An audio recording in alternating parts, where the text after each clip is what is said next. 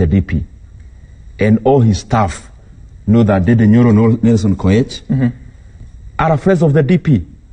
And of course, when I go there, they cannot restrict me from getting to his office, and especially to the boardrooms around his office.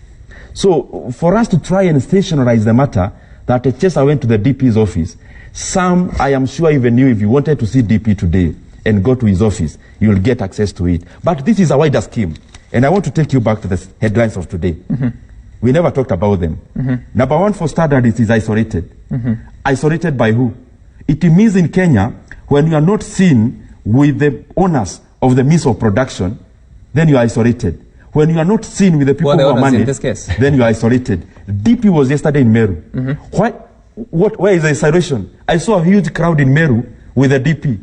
If that is what they call isolation, I would want to be isolated. Nyoro, you know very well that the past few years, when you have had the Beyond Zero campaign, the marathon itself, you've seen the deputy president running. You've seen Mrs. Rachel Ruto running. He wasn't there yesterday. You saw President Kenyatta and Raila Odinga at the, which stadium was it? The Mashemeji Derby.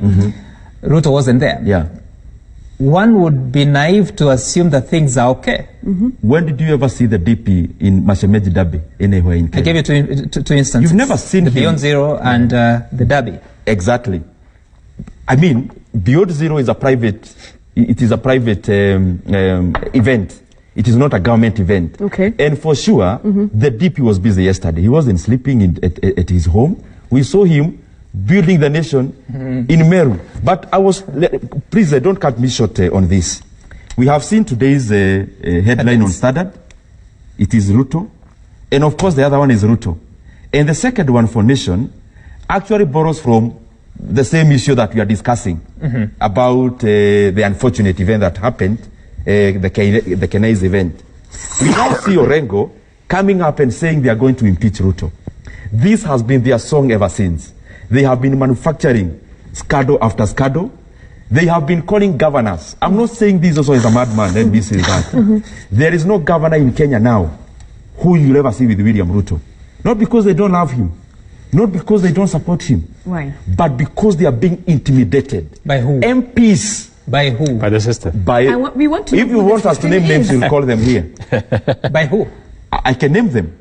I can dare say there are two individuals in the Republic of Kenya. And you the evidence, as you said, who actually even sanctioned my arrest.